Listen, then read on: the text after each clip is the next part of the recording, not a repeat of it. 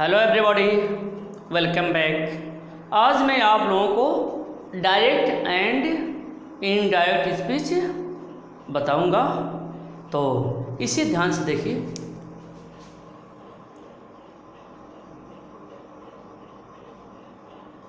Direct and indirect speech, इसको हिंदी में कहते हैं प्रत्यक्ष और अप्रत्यक्ष कथन।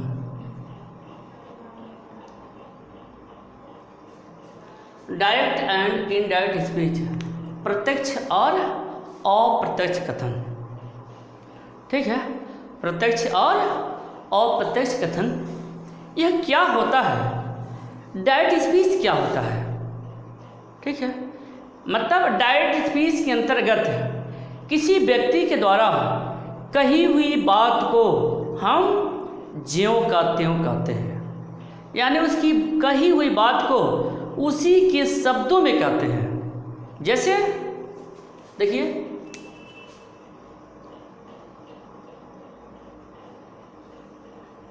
जैसे direct narration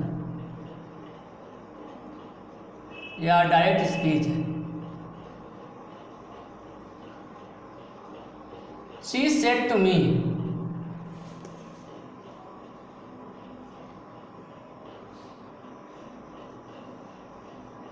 I shall help you। यह आपका डायरेक्ट स्पीच हुआ। तो डायरेक्ट स्पीच क्या होता है मैंने आपको बता दिया, इसका एग्जाम्पल भी आपको बता दिया। अब हम बताने चल रहे हैं इनडायरेक्ट स्पीच क्या होता है। वक्ता द्वारा कही हुई बात को, वक्ता द्वारा कही हुई बात को अपने शब्दों में कहना या उसका सारांश कहना इनडायरेक्ट नरेशन कहलाता है। जैसे देखिए,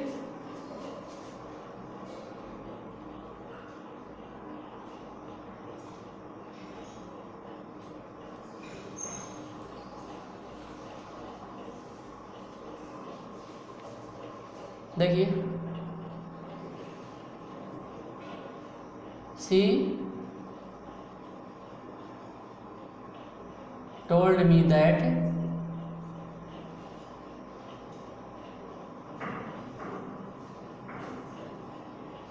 शी वुड हेल्प यू, है यहाँ मी हो जाएगा।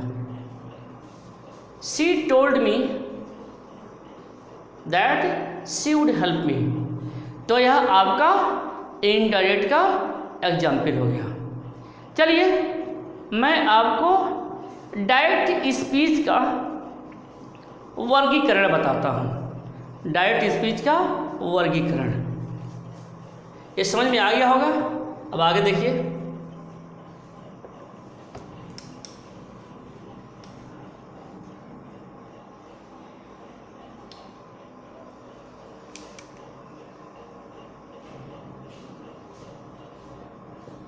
डायरेक्ट स्पीच का वर्गीकरण। डायरेक्ट स्पीच का वर्गीकरण, जैसा कि सेंटेंस पहले हमने बोला था, she said to me I shall help you. इसी को देखते हैं।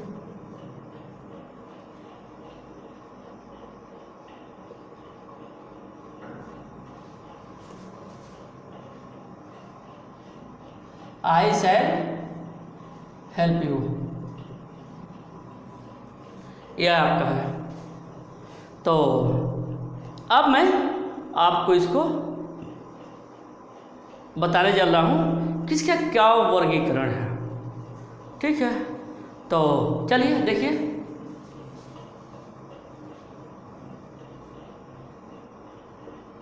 शी सेड टू मी,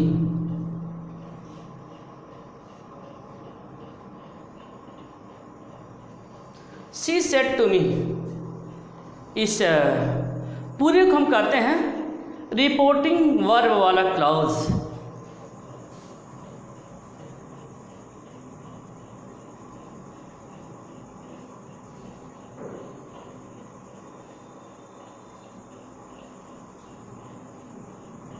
ठीक है, इसको हम कहते हैं रिपोर्टिंग वर्ब वाला क्लॉज या रिपोर्टिंग स्पीच। ठीक है,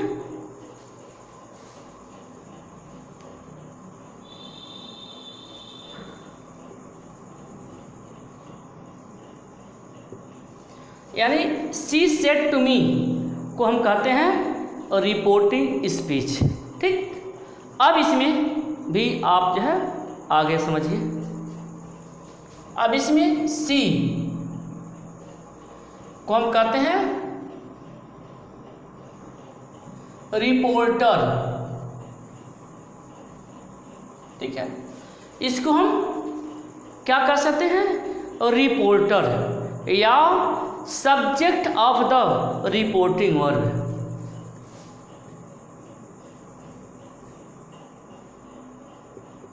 of the reporting verb.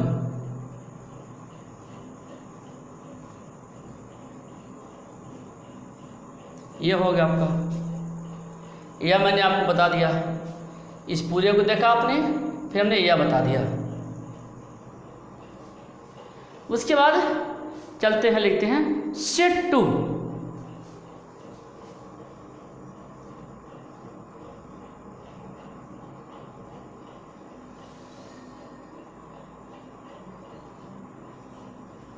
Reporting verb कहा जाता है इसको। सेट टू को रिपोर्टिंग वर्ब कहते हैं। और उसके बाद क्या है, मी क्या है, object of the reporting verb.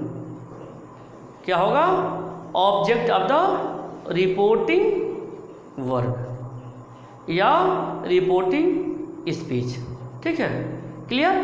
क्या कहेंगे आप इसे, object of the reporting speech. ठीक,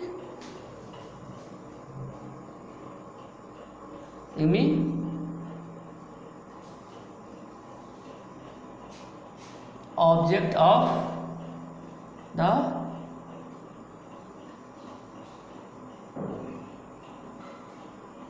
reporting speech.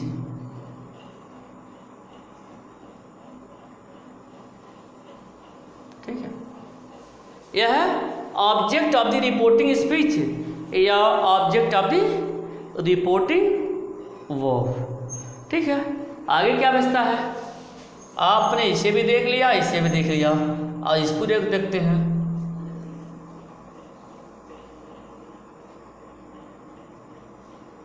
I shall help you, यह आपका है रिपोर्टेड स्पीच।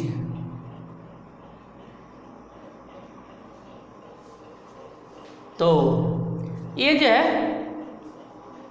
आपने देखा कि डायरेक्ट स्पीच का जो सेंटेंस है, इसका यह वर्गीकरण है, यह जानना बहुत ही आवश्यक है, क्योंकि बार बार जिक्र होगा रिपोर्टिंग वर्ब का ऑब्जेक्ट, रिपोर्टिंग वर्ब का सब्जेक्ट, इस तरह से बार का जो है इसका जिक्र होगा।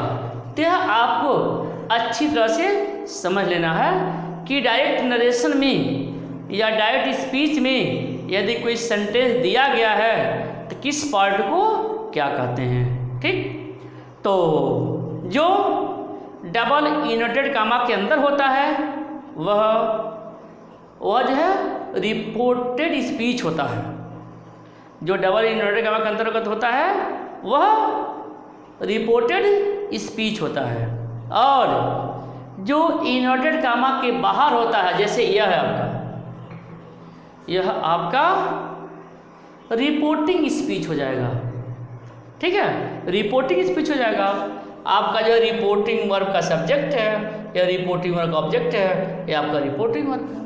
कोई बात नहीं है, कोई प्रॉब्लम नहीं है, लेकिन आप इसे डिटेल में ज़रूर समझेंगे, ज़रूर जानेंगे, क्योंकि बार जो है इसका जिक्र होगा।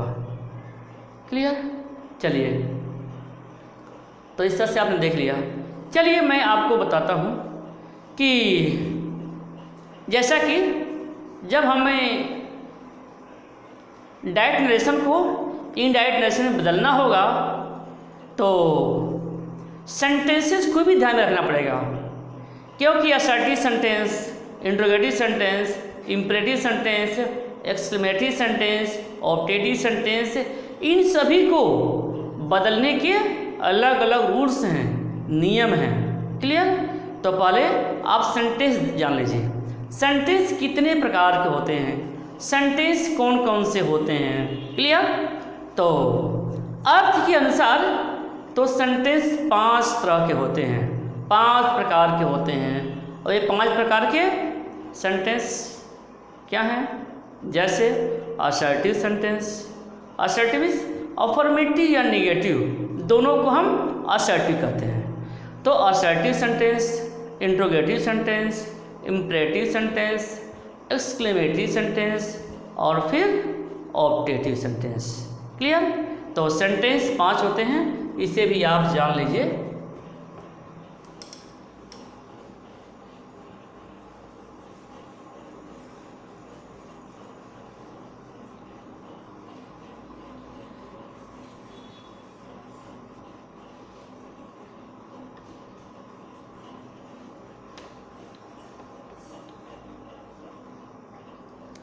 सेंटेंस 5 प्रकार के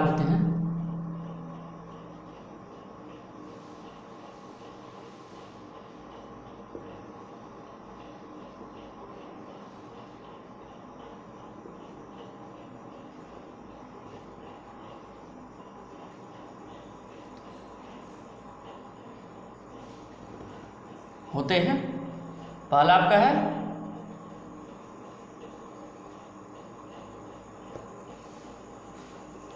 असर्टिव सेंटेंस, दूसरा है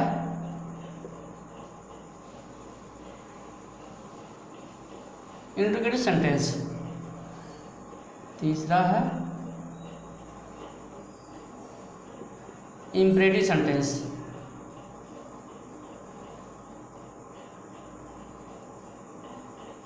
एक्सक्लेमेटरी सेंटेंस,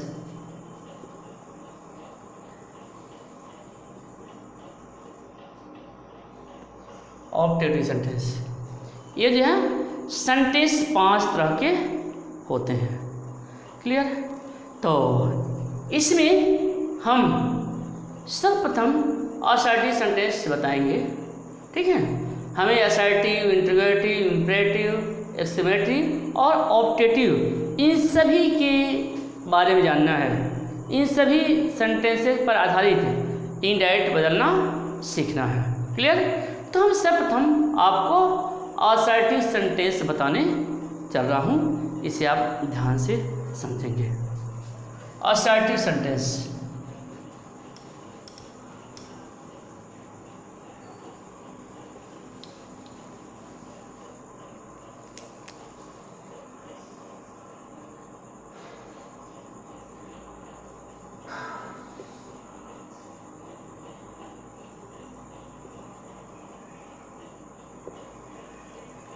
असर्टिव सेंटेंस के कुछ रूल्स हैं, कुछ नियम हैं। जैसे जो रिपोर्टिंग वर्ब होता है, यदि रिपोर्टिंग वर्ब प्रेजेंट या फ्यूचर टेंस में हो तो रिपोर्टेड स्पीच का टेंस नहीं बदलता है। पहला कंडीशन, यदि रिपोर्टिंग वर्ब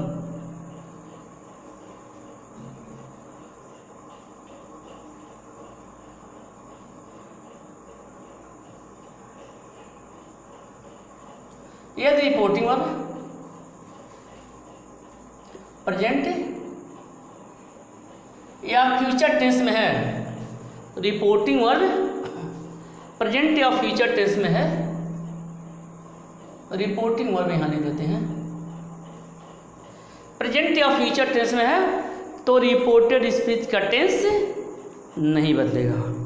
फिर से सुन लीजिए, यदि रिपोर्टिंग वर्ब प्रेजेंट या फ्यूचर टेंस में है तो रिपोर्टेड स्पीच का टेंस नहीं बदलेगा, पहला कंडीशन।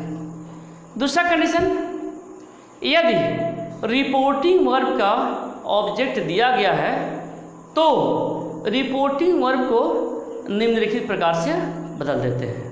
ठीक है, जैसे देखिए,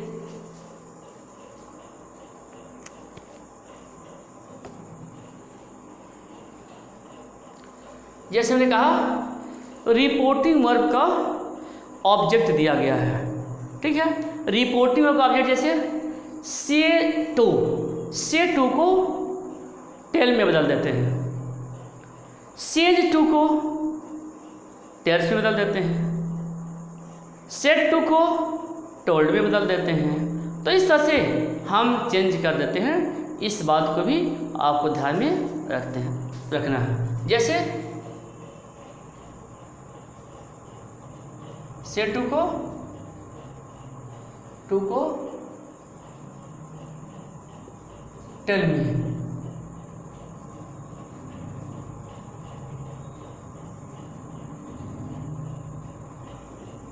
तो टेल्स में।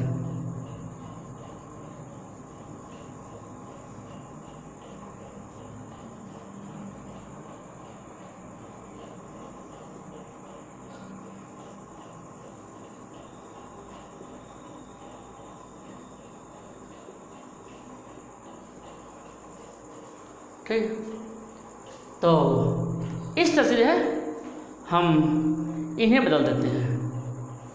चलिए, अब मैं आपको सेंटेंस के माध्यम से बता रहा हूँ। जैसे आई say to their parents, I say to their parents they are very intelligent.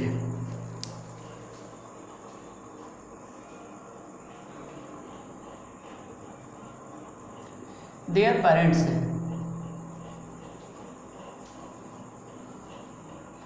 they are very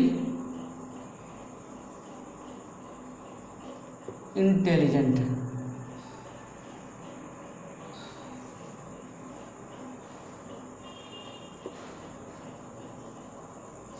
ठीक है, they are very intelligent।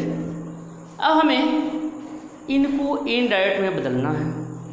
क्या करेंगे, देखिए, आई टेल्स से है तो टेल हो जाएगा। I tell their parents, I tell their parents that they are very intelligent.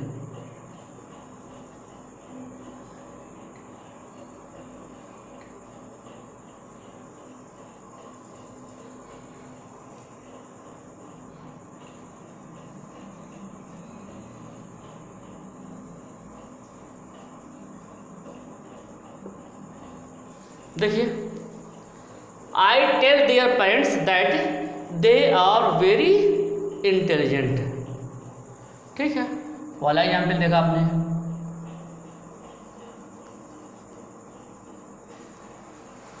Next example देखिए, जैसे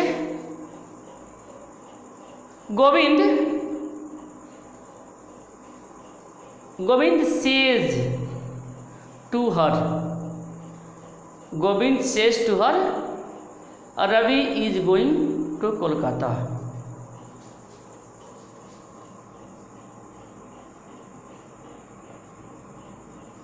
says to her,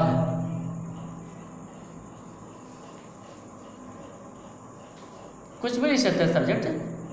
she is going to Kolkata. Ravi says to her she is going to Kolkata, तो बदल जाएगा। Ravi tells her that she is going to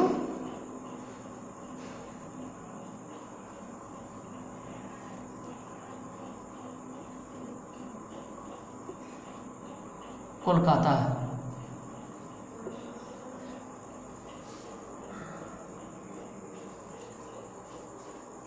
next sentence देख लेते हैं।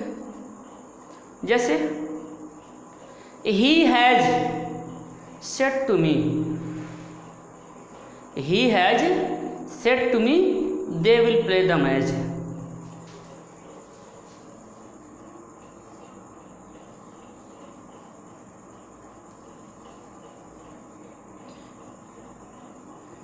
said to me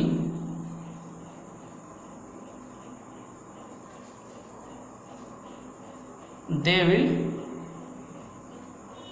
play the match। चलिए देखा आपने,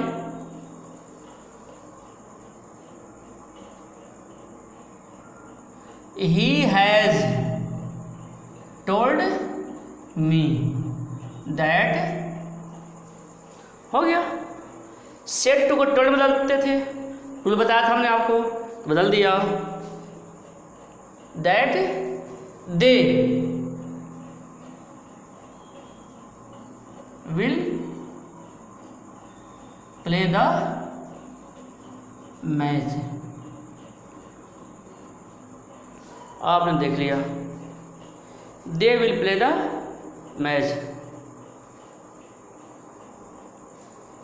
चलिए एक एग्जाम्पल और देख लेते हैं।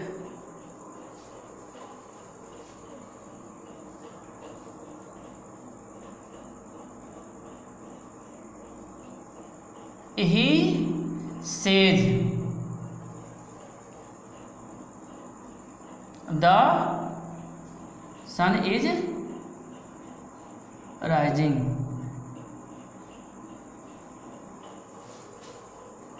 ठीक है, बन जाएगा।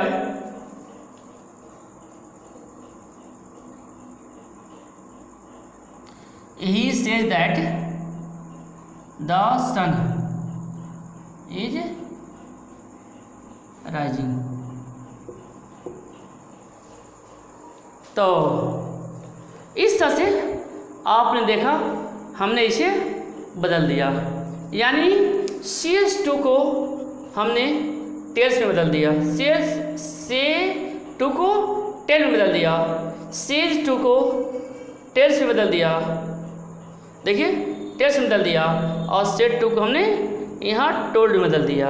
आगे यह ध्यान रखना है कि यदि इसका ऑब्जेक्ट नहीं दिया रहेगा तो हम नहीं बदलेंगे।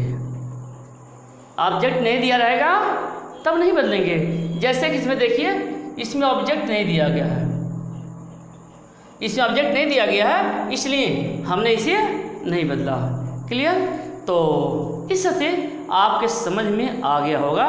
मैंने यह बताया है कि यदि रिपोर्टिंग वर्ब C2 है या सेज टू है या सेड टू है और उसका ऑब्जेक्ट दिया है, तो उस कंडीशन में जो सेड टू है वह टेल में बदल जाएगा, जो सेज टू है वह टेल्स में बदल जाएगा, जो सेड टू है वह टोल्ड में बदल जाएगा। लेकिन इन शब्दों के साथ टू का प्रयोग नहीं किया गया है, टू का प्रयोग नहीं किया गया है, इसका मतलब ऑब्जेक्ट का प्रयोग नहीं किया गया है, तो उस कंडीशन में हम इन्हें नहीं बदलेंगे। से का से ही उतर जाएगा, सेज का सेज ही उतर जाएगा। ठीक है, सेड का सेड ही उतर जाएगा, जैसा कि आपने यहाँ पर एग्जाम्पल के माध्यम से देखा हुआ है। क्लियर? तो इस तरह से इन कुछ बातों को आप याद रखेंगे। इसके बाद हम आपको नेक्स्ट डे इसे पुनः बताएंगे। ओके।